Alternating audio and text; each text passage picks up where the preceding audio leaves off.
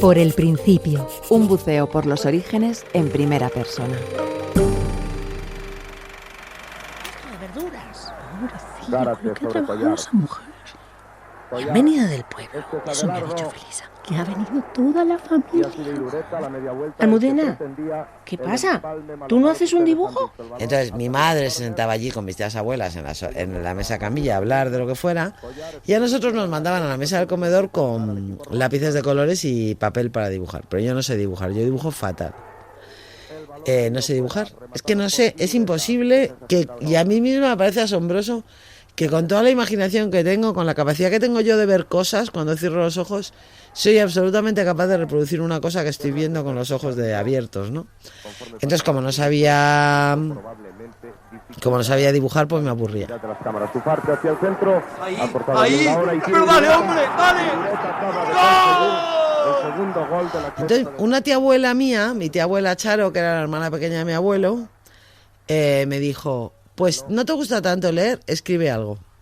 Y entonces empecé a escribir cuentos en la mesa del comedor de Fuencarral 92, mientras mi padre y mi abuelo veían juntos el partido. ¿Qué pasaba? Que yo ya era una escritora de largo aliento y no me daba tiempo a acabar. Entonces el domingo siguiente volví a empezar el cuento. Entonces solo escribí un mismo cuento inacabado durante todo ese tiempo. Era ya insoportablemente neurótica. Ya era un poco novelista en aquel momento, sí.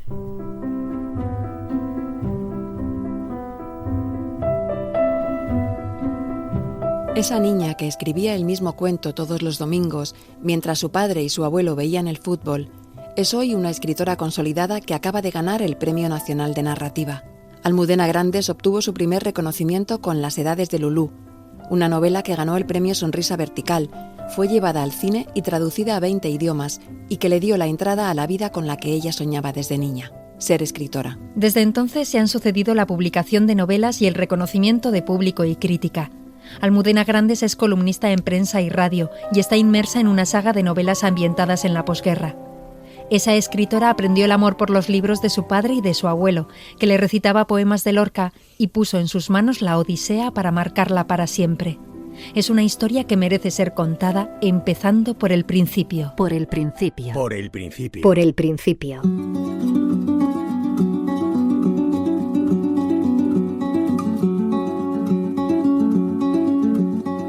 Los dos abuelos de Almudena Grandes se llamaban Manolo.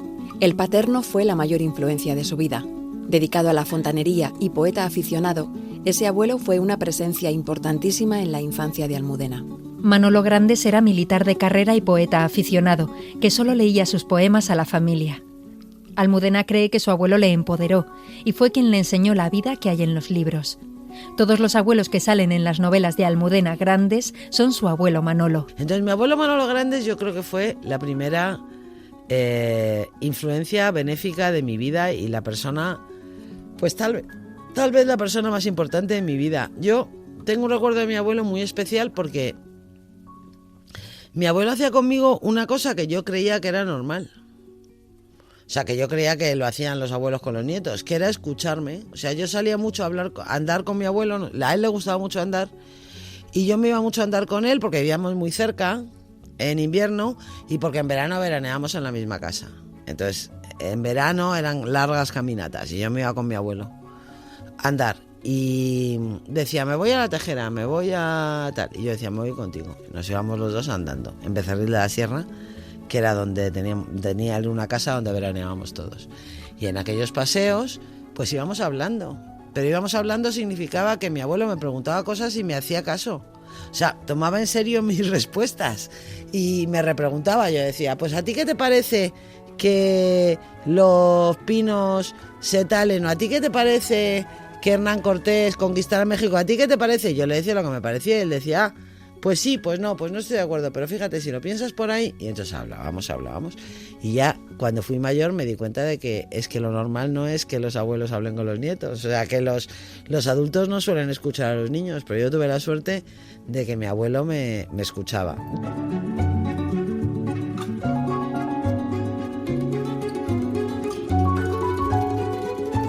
Mi abuelo era poeta aficionado, igual que mi padre. Mi padre también era poeta aficionado. Pero el primero que me recitaba poemas o que me enseñaba poemas fue mi abuelo. Y yo, por ejemplo, la canción de los lagartos no la puedo leer en voz alta porque lloro. Porque es que me acuerdo perfectamente de mi abuelo leyéndome la canción de los lagartos, me acuerdo perfectamente. El sol capitán redondo lleva un chaleco de raso. Y ya está. Y es que me acuerdo y lloro, ¿no? O sea que no puedo. Me sé el poema de memoria, pero no lo puedo contar.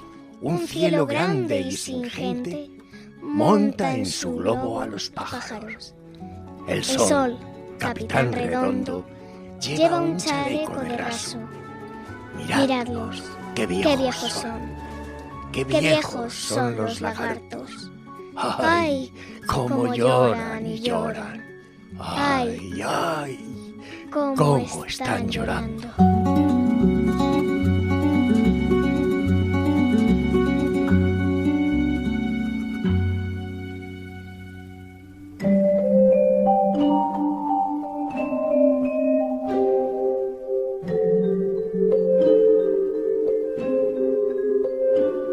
El día de la primera comunión era un acontecimiento muy esperado por los niños y niñas de la época. Para Almudena, ese día supuso la llegada del libro más importante de su vida. Su abuelo Manolo fue quien instaló esa brújula que ha marcado el camino de su carrera profesional. Bueno, es que eso fue lo más importante que me ha pasado a mí en mi vida. O sea, yo cuando hice la primera comunión pedí los regalos habituales de la primera comunión. O sea, una muñeca vestida de comunión, una pluma estilográfica, que luego me han apasionado las plumas estilográficas. Yo solo escribo con pluma, pero aquella la pedí porque había que pedirla y no sé ya ni me acuerdo del año en que ni me acordé de dónde estaba, ¿no? Pues pedí esas cosas que piden las niñas, ¿no? Tan cursis. Y luego pedí una cosa que no me convenía nada, que era un tutú de bailarina de ballet. No me convenía nada porque yo era muy gorda de pequeña. Entonces era muy gorda y muy peluda y no me pegaba nada ser bailarina, ni ir de bailarina ni nada. ¿Qué tal, Almudena? Se te veía muy contenta. Tenías muchas ganas de que llegara tu comunión, ¿eh? Sí. Estabais todas guapísimas, pero tú la que más. ¿Y la misa? La misa ha sido muy bonita. A mí me gustaba más el vestido de Lourdes. Almudena, ven, que tu abuelo te quiere dar su regalo. ¡Ay, sí! ¡El tutú que había pedido! Toma, Almudena, a ver si te gusta. Pero esto no tiene forma de tutú. Es mucho mejor que un tutú. Ábrelo. Ah, un libro, abuelo. Gracias. No es cualquier libro, Almudena. Mira, es la Odisea. Es... Bueno, ¿me puedo ir a jugar, mamá? Yo tenía la secreta ilusión de que mi abuelo me regalara el tutú, que era lo que más ilusión me hacía. Pero mi abuelo, que era un hombre sabio, en vez de regalarme el tutú, me regaló un libro que a mí de entrada no me hizo ilusión porque ya me había regalado más libros. Mi abuelo me había regalado varios libros. No te puedo decir una cifra, pero vamos, que mi abuelo me regalara libros era una cosa bastante normal. Bueno, yo abrí aquel libro y me sentí un poco decepcionada. El tutú me lo regaló mi madre, debo decir. Porque claro, las madres hemos venido al mundo para apagar incendios, ¿no? Entonces el tutú me lo regaló mi madre. Y era una versión de la Odisea en prosa. Y yo no sé por qué, ese fue el primer libro que yo leí en primera persona del plural. Realmente, no sé por qué.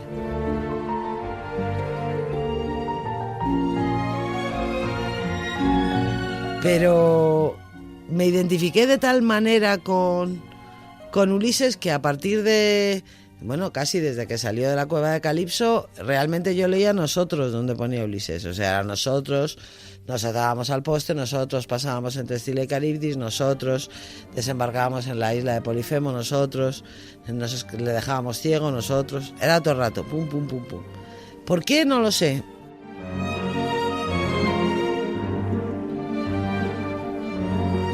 Fue una identificación brutal con ese personaje y por eso, al final, cuando Ulises vuelve a Ítaca y prueba su arco y en vez de atravesar las 7 anillas lo que hace es ir matando a los pretendientes, ya sé que esto no es políticamente correcto ahora, pero yo leía cómo mataba a los pretendientes uno por uno y esa fue una de las emociones más profundas y más dulces también que yo he probado en mi vida, porque yo sentí que de alguna manera Ulises me estaba vengando a mí también, ¿no? Por todas las injusticias que habían cometido conmigo.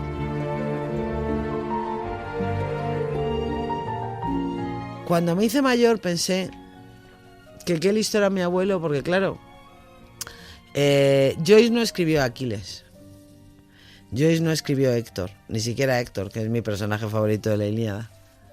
¿Por qué escribe Ulises? Porque Ulises es el héroe clásico más radicalmente moderno que existe. Ulises es un hombre solo que está desarmado y quiere volver a su casa. Y todos los dioses del Olimpo, menos Atenea, se empeñan en impedírselo. Quiero decir, esa soledad trágica del hombre contemporáneo está ahí ya, ¿no? O sea, no sé, a mí me emocionó muchísimo ese libro, me emocionó muchísimo. Y yo creo que sin la emoción tan enorme que sentía al leer ese libro, a lo mejor ni siquiera habría pensado en escribir.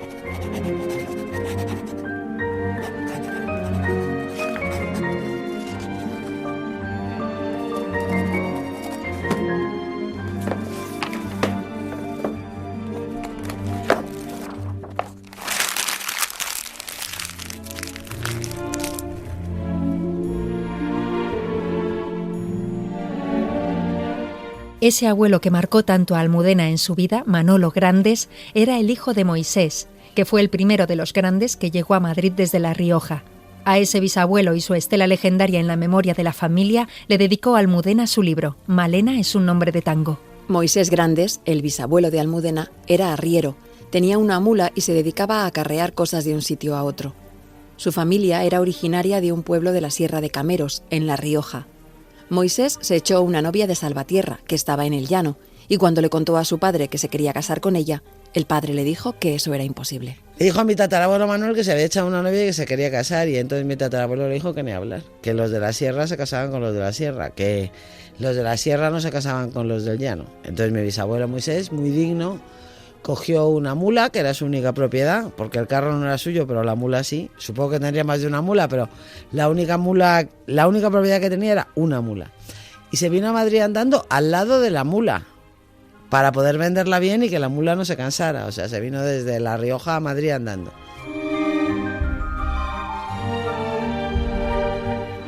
Y al llegar a Madrid vendió la mula y se convirtió en fontanero. Aprendió el oficio, supongo, porque él era arriero en origen. Y se radicó en la calle Velarde. Y ya con el tiempo pues vino mi bisabuela, que se llamaba Bisi, a vivir con él. Y ya se casaron y ya nació mi abuelo en 1905, mi abuelo Manolo Grandes.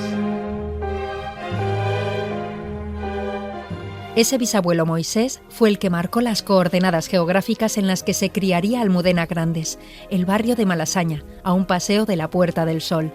Los abuelos maternos también vivían en Madrid. Mis dos abuelos se llamaban Manolo Grandes y Manolo Hernández. Lo que pasa es que yo tuve mucha más relación con Manolo Grandes. Bueno, porque mis padres, cuando se casaron, en vez de irse a vivir al barrio de mi madre era del barrio de las Letras, vivía en Lope de Vega. Mis abuelos vivían en Lope de Vega. Mi padre era de Malasaña. O sea, mis abuelos vivían en Foncarral 92 y antes habían vivido en la calle Velarde. Y cuando mi padre y mi madre se casaron, se instalaron en la calle Churruca, que fue la primera casa que yo tuve. Entonces yo tuve mucha más relación con los Grandes que con los Hernández, que además eran muchos más. Era una familia porque mi madre había tenido muchos hermanos que tuvieron muchos hijos. Sin embargo, los Grandes eran solo 3, mi padre tenía 2 hermanos, pero eran mucho más pequeños que él. Y nosotros éramos como los niños, ¿no?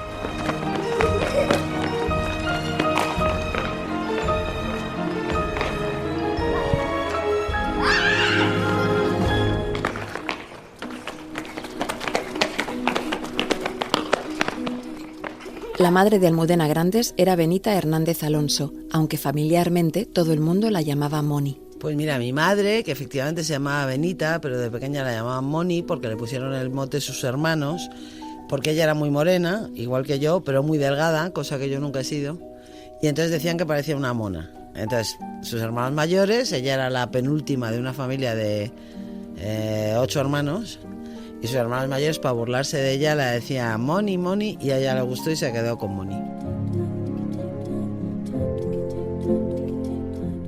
¿Cómo era mi madre? Mi madre era una mujer muy guapa, muy alta para la España de la época. Yo siempre recuerdo a mi madre como que era muy alta, medía 1,72 m, medía lo mismo que yo. Pero claro, había nacido en 1935, entonces era muy alta, era muy guapa, una mujer con mucha personalidad.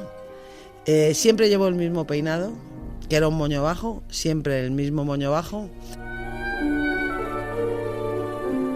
Y muy de su casa, una mujer que bueno, era una madre profesional, una madre fantástica, como eran las madres de su generación, que se habían dedicado solo a ser madres. Y bueno, yo me parezco mucho a ella. O sea, yo me parezco mucho a ella, o sea, era una mujer muy parecida a mí, físicamente. Mi madre era muy buena cocinera. Y mi madre me enseñó a cocinar. A mí me encantaba cocinar. Bueno, me enseñó, no tuvo tiempo la pobre de enseñarme a cocinar. Me enseñó a estar en una cocina, digamos. O sea, cuando yo era pequeña, yo la ayudaba y mi madre me dejaba que la ayudara. Hacer cosas como básicas. Cascar huevos duros, picar jamón con unas tijeras, ese tipo de cosas. Picar cebolla. Pero a mí me gustaba mucho estar con ella cuando cocinaba. Mi madre cocinaba muy bien, era otra de sus grandes virtudes, era muy buena cocinera. Y yo cocino como mi madre, o sea, buena parte de mi vida me he dedicado a recuperar las recetas de mi madre, porque claro, ella no me dio tiempo a que me enseñara a cocinar, pues se murió muy pronto.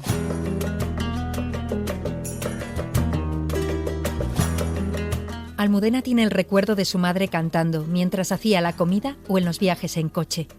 Recuerda sus canciones favoritas, coplas populares y rancheras mexicanas.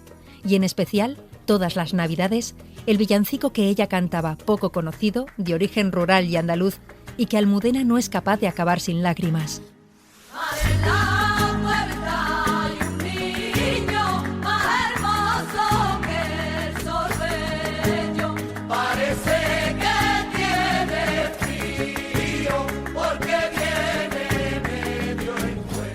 Bueno, mi madre era un producto perfectamente acabado de la posguerra, nació en 1935, fue una niña del franquismo que reflejaba perfectamente el ideario en el que la educaron. Para mí, mi madre era un modelo ajeno completamente. O sea, cuando yo me convertí en una mujer adulta o joven, o sea, semiadulta, mi madre era el modelo de la mujer en la que yo no quería convertirme, ¿no? Eso es algo que creo que afecta a todas las mujeres de mi generación, porque yo nací en 1960. A mí me educaron para vivir en un país que por fortuna había dejado de existir cuando yo salí del colegio. O sea que todo lo que me enseñaron no me sirvió para nada. A mí me educaron a ser una señora y luego no he sido nunca una señora. Me he dedicado a hacer otras cosas. Y ahora ya he aprendido a no ponerme colorada negociando un contrato, pero al principio me costaba, porque de alguna forma lo que me salía de dentro es que hablar de dinero era una ordinariez.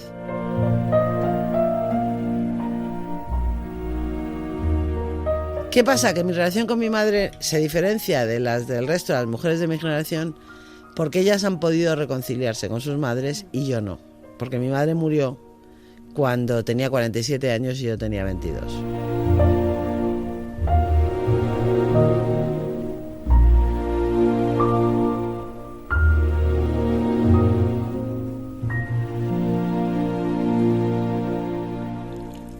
Corta las más pequeñitas, Almudena. La patata tarda mucho en hacerse y si la dejas muy grande se puede quedar dura. ¿Así está bien? Déjame que lo hago más rápido. Y se me va a quemar el aceite. Ve pelando tú los ajitos. No los veo.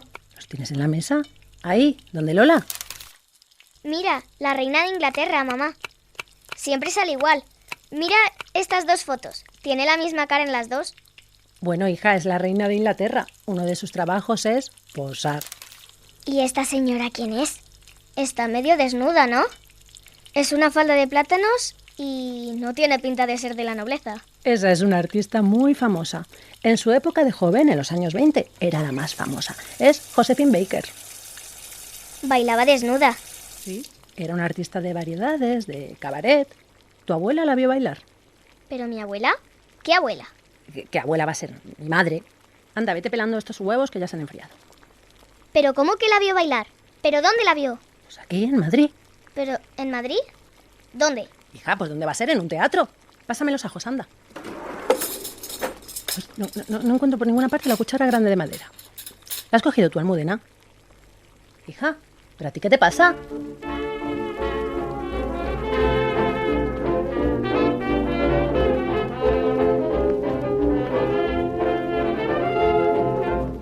Mi madre compraba el Ola de los años 70, que no es el Ola de ahora, porque ahora en el Ola sale cualquiera, pero en los años 70 en el Ola solo salía Elizabeth Taylor con todas sus esmeraldas, salía Farah Diva, ¿quién más?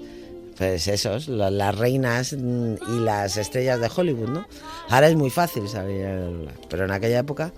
Entonces, de repente en aquel Ola, en uno del Ola de aquella semana, pues había una señora de lo menos glamurosa, una señora con chándal y con un turbante de felpa. Una señora mayor, mulata, que estaba con una granja y andaba y yo le dije a mi madre, ¿y esta señora que pinta en el Ola? Claro, entre tantas esmeraldas y tantas coronas, me dijo, hombre, esa es una artista muy famosa, fue muy famosa.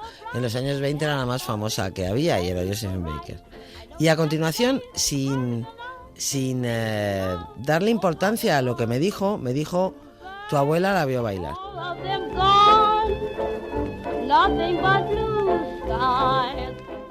Claro, a mí en aquel momento me tembló el suelo debajo de los pies. Porque yo había nacido en 1960, porque iba a un colegio de monjas, porque yo creía que el progreso era una línea recta. O sea, yo hasta aquel momento pensé que yo era mucho más moderna que mi madre y que mi madre tenía que ser mucho más moderna que mi abuela. Y de repente había una especie de desorden en esa línea. Yo de todas formas pregunté, dije, ¿pero mi abuela qué abuela? Y mi madre me dijo, pues ¿qué abuela va a ser? Mi madre. Y dije, y la vio bailar, ¿pero dónde? Porque dije, a lo mejor es que mi abuela había viajado mucho, porque claro, en el Ola, en una esquina del reportaje había una foto de una mulata con unas estrellas enormes en los pezones, pero claramente una mulata desnuda con una falda de plátanos y una caracola en la frente, ¿no? La foto canónica de Josephine Baker.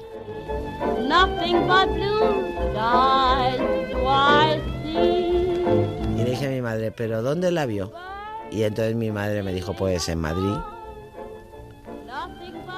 Y entonces yo pensé, bueno, pues igual mi abuela era de un club privado o yo qué sé, o fue en una fiesta.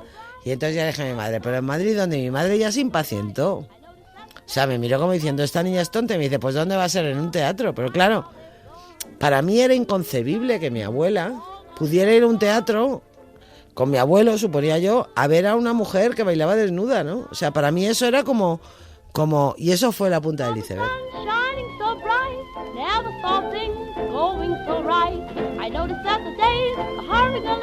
Esta escena quedó grabada en la memoria de Almudena Grandes para siempre. Lo inverosímil de aquel relato convertía a su abuela Paca en una desconocida, una mujer a la que ella, su nieta, no podía comprender. Cuando logró elaborar mínimamente aquella información, sintió que le habían robado a su abuela, aprendió que el progreso no es una línea recta y empezó a vislumbrar en qué país vivía. Ahí nació su empeño por entender las tramas ocultas y las consecuencias de la posguerra y la dictadura. Hace años decidió empezar una saga de 6 libros sobre ello. Se llama Episodios de una guerra interminable. Acaba de recibir el Premio Nacional de Narrativa por el 4º de esos 6 libros, Los pacientes del Dr. García. En opinión de Almudena Grandes, parece que todo el franquismo está contado porque nos lo han contado muy poco y nos han repetido lo mismo muchas veces. El motor de esta saga de libros es recuperar la memoria, algo que Almudena Grandes intuyó aquella tarde hablando con su madre de cómo su abuela había visto bailar a Josephine Baker. Para Grandes, el principal reto de su generación consiste en llegar a ser tan modernos como fueron sus abuelos y abuelas. Que era incomprensible que si yo era la nieta verdadera de mi madre, la nieta verdadera de mi abuela, perdón, yo no me pudiera creer la vida verdadera de mi abuela. O sea, ahí había un desorden, ahí había algo que había pasado, había unos hilos que alguien había cortado y casi desde aquel momento empecé a pensar qué había pasado, ¿no? En qué clase de país vivía y qué había pasado aquí. Y desde entonces no he parado de preguntármelo.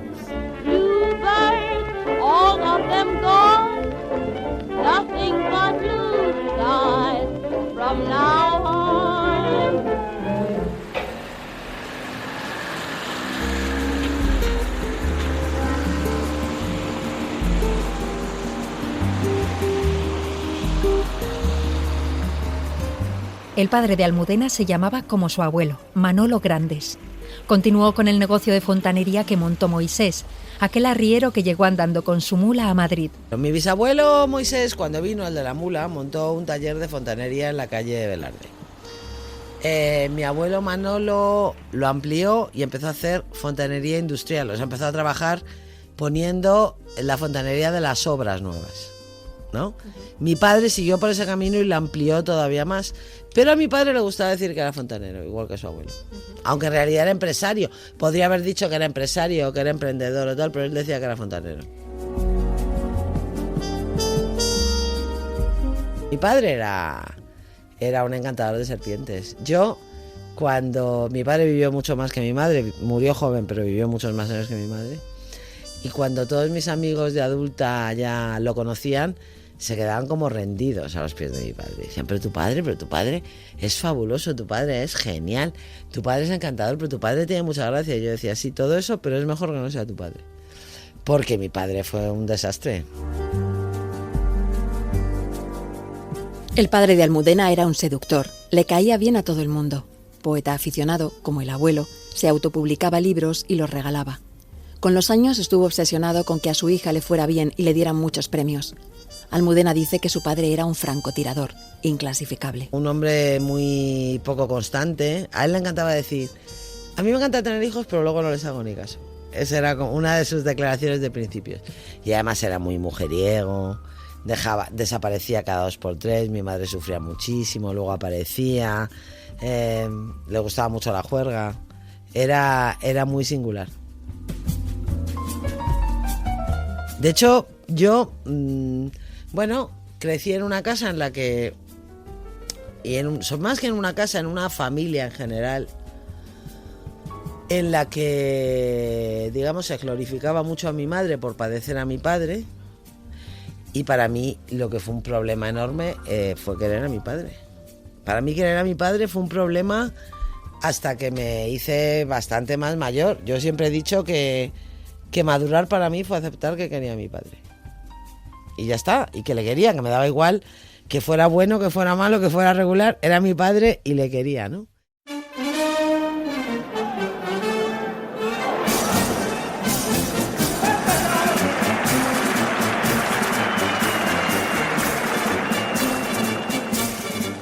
A mí, a pesar de lo políticamente incorrecto, que es lo que voy a decir, y de lo y de que quizá no me conviene, a mí me gustan los toros por mi padre. Porque mi padre, que era muy taurino, tenía un abono en delantera baja del 9 en las ventas. Y a mi padre le gustaban todas las corridas, las buenas, las malas y las regulares. Pero a mi madre, que iba con él, solo le gustaba Paco Camino y le gustaba lo que se llaman los toreros clavelones. Entonces, hubo un momento, en una época en la que yo no me hablaba con mi padre, de las muchas que tuve de no hablarme con mi padre, pues tendría yo 15 años o 16. Que mi padre inopinadamente abrió la puerta de mi cuarto y dijo, ¿quieres venirte a los toros conmigo?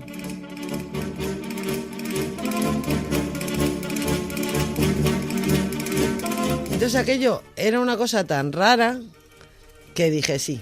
Entonces nos fuimos andando, nosotros vivíamos en el Parque de las Avenidas. Fuimos andando por la Avenida de los Toreros y no hablamos hasta llegar a la plaza. O sea, fíjate lo complicada que era mi relación con mi padre. Hasta que llegamos a la plaza no hablamos. Pero en el mentidero, mi padre me dijo varias cosas. Me dijo, a los toros no se viene a hablar. Eso fue lo primero que me dijo. En los toros no se habla, en los toros se está uno callado y escucha a los que saben. Y dijo, y de todas formas, como estoy sordo del oído derecho, te voy a sentar a mi derecha.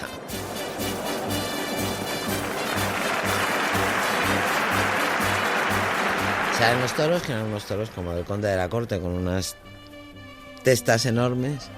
Y salen los toreros que eran como 3, lo que llamaban legionarios, o sea, como 3 mataos, los únicos que se atrevían a enfrentarse a esos toros, ¿no? Y después ya pasa la primera faena y no pasa nada. El primer toro no pasa nada, el segundo toro no pasa nada, el tercer toro no pasa nada. Pero cuando acaba la faena se levantan mi padre y 6 señores a aplaudir. Todos los japoneses merendando y mi padre se levanta, 6 señores y mi padre a aplaudir. Y entonces, aunque me ha dicho que no hablara, le dije, pero ¿por qué aplaudes? Si no ha hecho nada. Y me dijo, no, sí que ha hecho. Le ha sacado al toro los 6 pases que tenía, no tenía más. Entonces aquello me pareció tan fascinante, tan misterioso, tan increíble, tan sofisticado. O sea, esa liturgia, esa especie de lenguaje secreto, misterioso. Y volví a hablar con mi padre a partir de aquel día.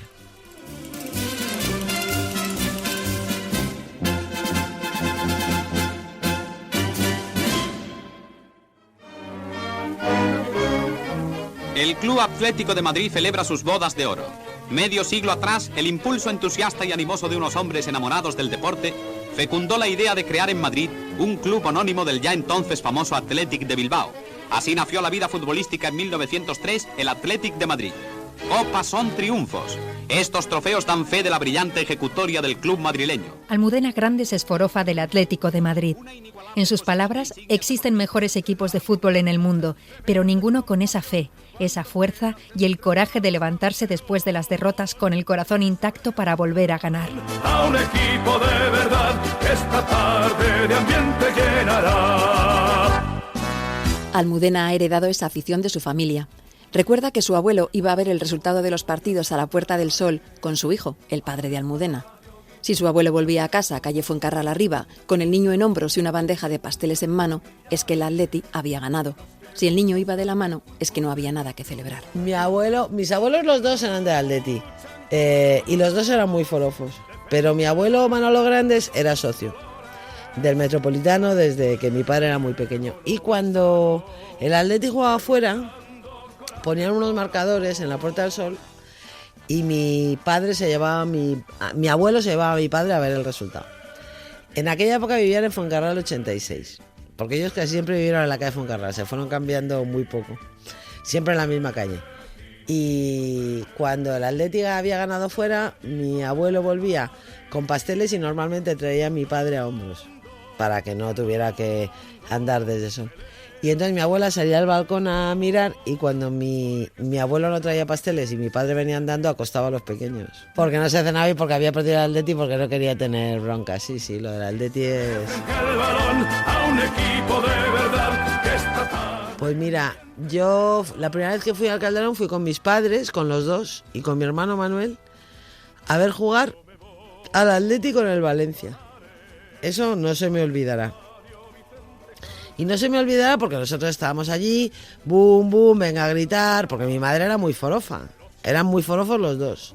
Venga a gritar, venga a cantar, no sé qué, y cuando salimos del estadio, que habíamos ganado, el Atleti había ganado 2-0 o así, 2-0, 3-0, había sido una victoria clara. Yo me acuerdo que yo vi que había mucha gente del Valencia. Y entonces dije en voz alta, le pregunté a mi padre, pero toda esta gente vivirá aquí en Madrid, ¿no?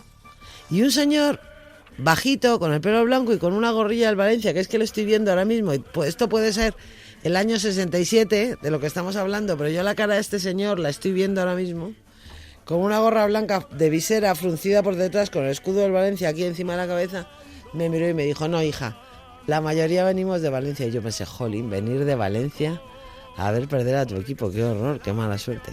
Estremece con pasión cuando quedas entre todos campeón y se ve frente al balón a un equipo de verdad que esta tarde de ambiente llenará.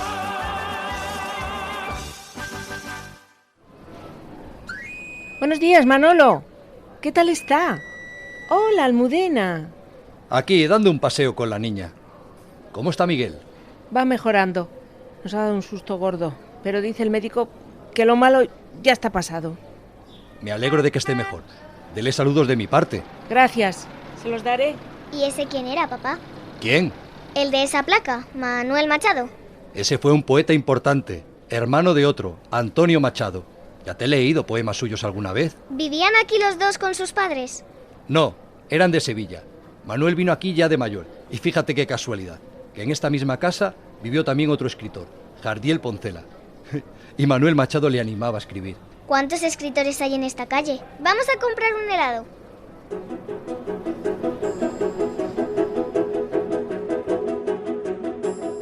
Para Almudena Grandes, el centro de Madrid siempre ha sido vivir cerca de la Glorieta de Bilbao, en Malasaña, donde ella se crió. Un barrio ahora conocido por sus bares y tiendas con las últimas tendencias, que empezó llamándose Barrio de Maravillas, como el convento de carmelitas que había en él. En los años 80 empezó a conocerse como Malasaña, asumiendo el nombre de una de sus calles, Manuela Malasaña, que fue una costurera asesinada por las tropas de Napoleón. Su ubicación en la ciudad, en medio de otros barrios con movimiento cultural, hizo que se convirtiera en el testigo principal de la movida madrileña. A día de hoy perviven en él bares de culto como el Penta o la Vía Láctea, que aparecen en canciones y películas de la época. En la infancia de Almudena ya existía el mercado de Barceló y un tipo de comercios que ahora están en extinción y que son parada obligada en las guías de comercios tradicionales madrileños, como Casa Díez Obeso, dedicado a la venta de semillas y granos, o la Alpargatería Crespo, que cumple ya 150 años. Era como ahora, porque nosotros tenemos la suerte de tener un barrio que todavía está igual, o sea que físicamente era un barrio parecido, pero tenía muchas más tiendas variadas y muchas menos peluquerías, locales de tatuaje y ropa vintage. Era un barrio un poco como sigue siendo ahora, o sea, a mí mi barrio me gusta porque es un barrio muy interclasista. Para empezar, en las casas buenas del barrio, esas casas señoriales que hay en la calle Apodaca o que hay en Mejía Lequerica, en esas casas los ricos vivían en el principal, que eran casas con techos muy altos y muy lucidos. La clase media vivía en el segundo y en el tercero. En la clase baja vivía en el cuarto y los pobres vivían en las buhardillas. A menudo en las buhardillas vivían los que bajaban a lavar, a planchar al principal.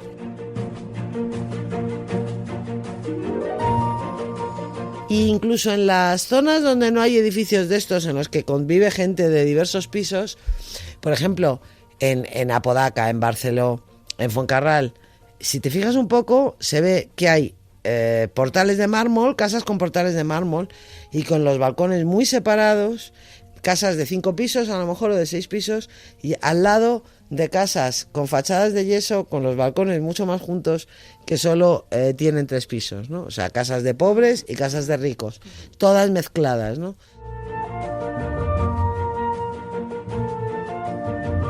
Yo creo que Malasaña siempre ha tenido un poco esa virtud de ser muy esencial, un barrio muy representativo de la esencia de la ciudad, ¿no? Porque es un barrio caótico y ordenado a la vez, como Madrid. Madrid es un caos ordenado, misteriosamente, ¿no? Y lo que pasa es que últimamente, como nos hemos puesto tan de moda, pues ahora somos un barrio cool también, pero vamos, ¿qué le vamos a hacer?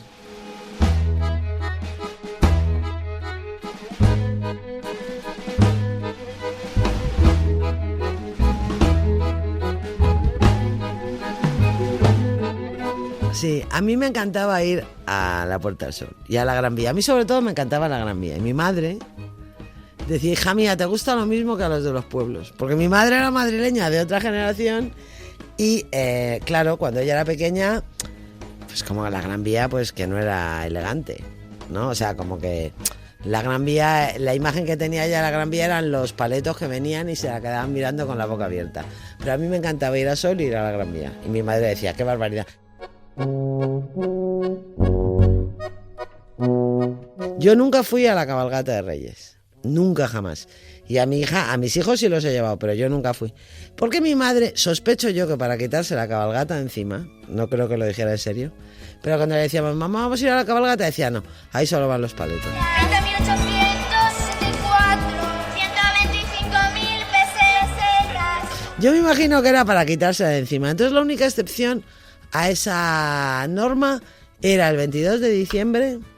El 22 de diciembre solía ser el día que nos daban las vacaciones. Llegábamos a casa y estaba puesto el sorteo de Navidad. Y ese día en mi casa la costumbre era poner el árbol y no poníamos el árbol hasta el 22 de diciembre y no nos pasaba nada. Y luego a la caída de la tarde irnos a ver la iluminación a la Puerta del Sol, que tampoco la encendían antes del 22 de diciembre. O sea que el 22 de diciembre era como el día clásico. Y esa era la única ocasión en la que mi madre nos llevaba al centro muy satisfecha, a ver las luces y comentábamos a ver cuál nos gustaba más y esas cosas.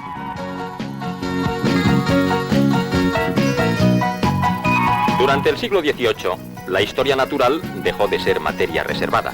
Se fundaron los museos y, como lógica extensión, las primeras menageries, una de las cuales fue la Real Casa de Fieras en el Retiro de Madrid, hace ahora cerca de 200 años. Fue, y esto es importante reseñarlo, el segundo zoo en antigüedad del mundo. Tan solo le precedió el de Viena. Carlos III. El edificio del Museo del Prado iba a ser originalmente el Museo de Ciencias Naturales y, como complemento, Carlos III mandó construir a finales del siglo XVIII un parque de animales en la actual Cuesta de Moyano, al lado del Retiro. A finales de siglo se trasladó a una esquina dentro del parque y se le llamó la Casa de Fieras. Se instaló en ella el kiosco de los monos, la elefantera, la osera y jaulas y fosas para pavos reales blancos de Japón, llamas peruanas y gacelas africanas. En esa época el Retiro era solo para el disfrute de la realeza y en él se construyó un edificio de 2 plantas. En la de abajo había jaulas para tigres, hienas y una pantera, y en la de arriba estancias para la familia real y sus huéspedes. El Retiro no se abrió al público hasta mucho después, en 1868, cuando pasó a depender del Ayuntamiento de Madrid, y desde entonces ha estado sujeto a vaivenes históricos. Durante la Guerra Civil los animales murieron de hambre o fueron sacrificados para el consumo humano. La Segunda Guerra Mundial hizo que la Casa de Fieras madrileña recibiera animales evacuados de varios zoológicos europeos, sobre todo del de Berlín. La Casa de Fieras se hizo tan popular que en algunos festivos se alcanzaban los 200.000 visitantes. En los años de infancia de Almudena Grandes se llegaron a contabilizar más de 1,5 millones de visitas al año. En 1972 se cerró definitivamente la Casa de Fieras y se llevaron los más de 500 animales al zoológico que se inauguró en la Casa de Campo. Claro, porque yo la Casa de Fieras la viví mucho. O sea, toda mi infancia. Yo me acuerdo, íbamos con el colegio y también íbamos con nuestros padres de vez en cuando. Me acuerdo de lo mal que olía, me acuerdo de aquel pobre oso polar. Había un oso polar que estaba metido como en una piscina redonda, que cuando había feria del libro, porque en mi casa íbamos siempre a la feria del libro, mis padres eran muy de ir a la feria, entonces a menudo la Casa de Fieras y la feria del libro coexistían, porque se podía ir a las dos en una sola vez. Yo me acuerdo esos días de junio de la feria que hacía un calor de muerte, el pobre oso polar aquel que había, y me acuerdo de lo mal que olía de las jaulas de los monos que estaban entrando a mano izquierda, los chimpancés, y me acuerdo del elefante, que era el elefante. Y entonces todas las niñas, cuando íbamos con el colegio, llevábamos pan para alimentar al elefante y cacahuetes para alimentar a los monos. Los monos estaban hartos ya de niñas y el elefante ni te digo. Yo de lo que más me acuerdo de la Feria del Libro fue una vez que yo tendría 17 o 18 años, que en la caseta de Sisbarral, aquel año ponían fotos enormes de los escritores que iban a firmar.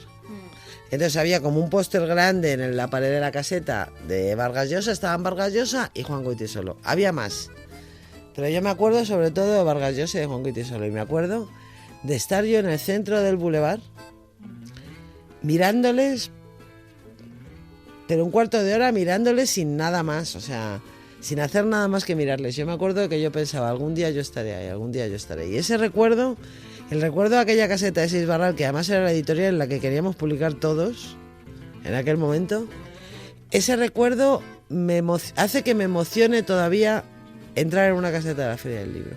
O sea, todos los años, y mira que llevo 30 años yendo a la feria, pero todos los años, la primera mañana que entro en una caseta de la feria me emociono, porque me acuerdo de aquel día.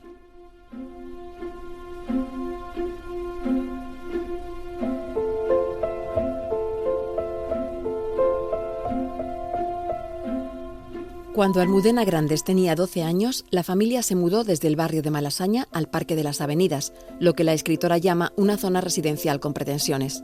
Era un barrio de nueva creación, de torres de ladrillo rojo, jardines y aparcamientos, al que se mudaron familias de clase media de los 70, y que para esa niña, acostumbrada al bullicio del centro, supuso un mazazo del que tardó en recuperarse. Muy trágica. A mí no me gustó nada irme al Parque de las Avenidas. Me fui al Parque de las Avenidas con 11 años... Con 11 años, yo creo, sí, porque no sé si con 10 o con 11 años. Bueno, el Parque de las Avenidas era como el desierto del Gobi para mí, ¿no? O sea, Tú imagínate de vivir en la Glorieta de Bilbao, que teníamos todo a mano. O sea, para mí el centro de Madrid siempre no ha sido la Puerta del Sol, sino la Glorieta de Bilbao. Para mí el centro de Madrid es la Glorieta de Bilbao. Entonces, de vivir al lado de la Glorieta de Bilbao, que había de todo, teníamos mercado, teníamos de todo, nos fuimos al Parque de las Avenidas, que era un barrio al lado de una autopista, me parecía a mí, que tenía 2 autobuses y ni metro, porque el metro lo abrieron después.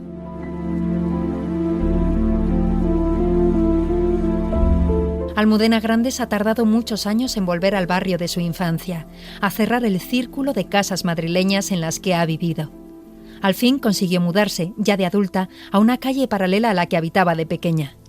Y a mí no me gusta nada, yo lo pasé fatal. Es que tardé luego media vida en volver a vivir en un barrio al que se pudiera llegar andando, la Glorieta de Bilbao, que para mí ese siempre ha sido mi brújula. Cuando he buscado un piso, ¿dónde quieres? Yo digo, en un sitio que se pueda ir andando a Bilbao.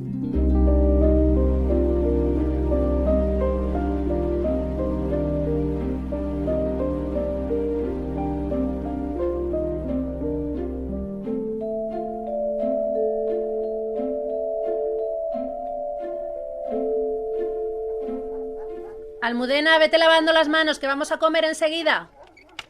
Ya veo que has encontrado los libros de Galdós. Es la joya de mi biblioteca. Sí, abuelo, es que ya me he leído todo. Y los de Agatha Christie y de la tía Charo me aburren un poco. A veces adivino quién es el asesino y pierde la gracia. Mucho mejor, Galdós. ¿Dónde va a parar? ¿Qué estás leyendo? ¿Los episodios nacionales? Ah, no. Son las novelas. Sí, lo he abierto por aquí y estoy leyendo Tormento. Va de un sacerdote y una huérfana. ¿Y te está gustando? Sí, mucho. Estos libros los he visto ya en Madrid, en tu casa. Los tengo allí y los tengo aquí. Si te gusta Galdós, aquí tienes lectura para todo el verano. Pues Galdós fue un poco mi abuelo Manolo Grandes también, porque yo nunca hubiera leído a Galdós si no fuera por él. A mi abuelo Manolo le gustaba tanto Galdós que tenía 2 ediciones de las obras completas de Aguilar, una en Madrid y otra en Becerril.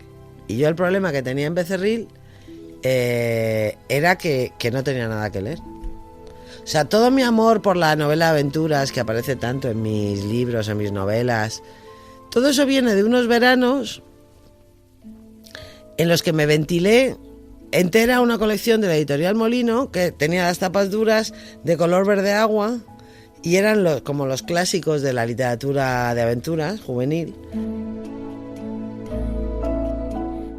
Pero yo ahí, en esa colección, me leí a Stevenson, me leí a Verne, me leí a Salgari, me leí todo lo que te puedas imaginar. Pero claro, a los 13 años ya me lo había leído todo, ya no tenía nada más que leer. Y no tenía nada que leer, yo le pedí dinero a mi madre para ir a la feria del libro todos los años, pero con el dinero que me daba me compraba 3 libros. Y yo llegaba en julio a Becerril y yo decía, bueno, ¿y ahora qué hago? Y entonces en Becerril estaban estos libros de aventuras que ya me los había requete leído. Había los libros de Agatha Christie de mi tía Charo, que no se puede leer Agatha Christie seguida porque enseguida descubres quién es el asesino. Bueno, y estaban los tomos de Galdós de mi abuelo, que yo los había mirado alguna vez, pero claro, estaban compuestos a 2 columnas, que eso era una cosa que me echaba mucho para atrás.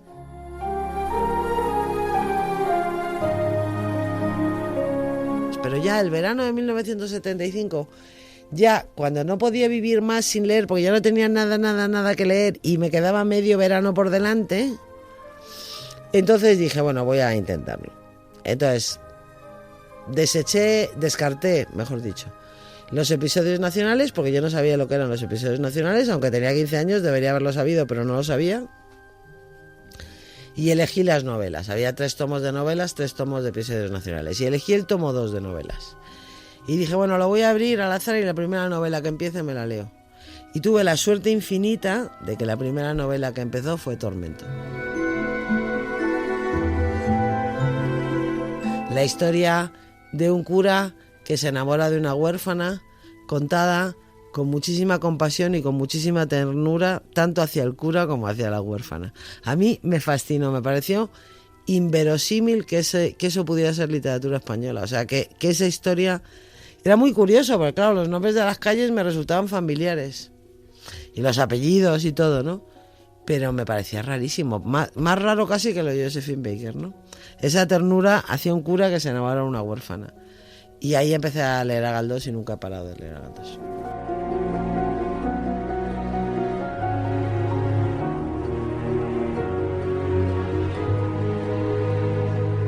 A Almudena Grandes le conmueve recordar a aquella niña aplicada, velluda, gordita y muy morena, que se afanaba en silencio a escribir el mismo cuento todos los domingos.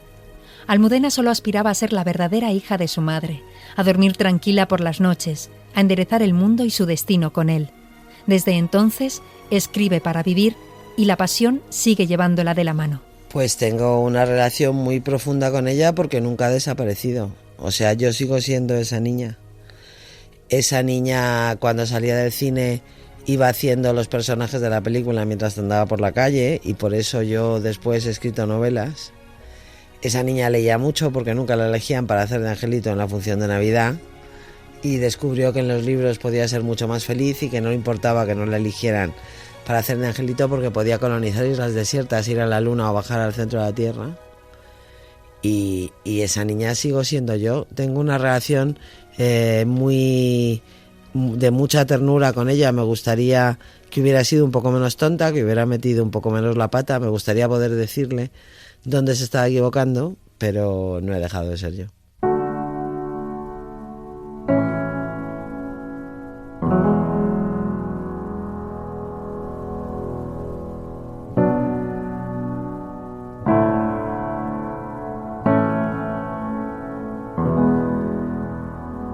Por el principio, Almudena Grandes.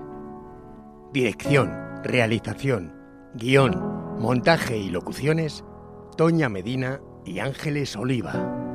Producción, Matilde Suárez Quintero. Técnico de grabación, Carlos Nicolás. Interpretación, Eli Zapata, Carlos Piñeiro, Rafa Parabelo y Chupi Llorente. Con la colaboración especial de Lucía Pérez. There is a house built out of stone, wooden floors, walls and window sills, tables and chairs warmed by all of the dust. This is a place where I don't feel alone. This is a place where I feel at home.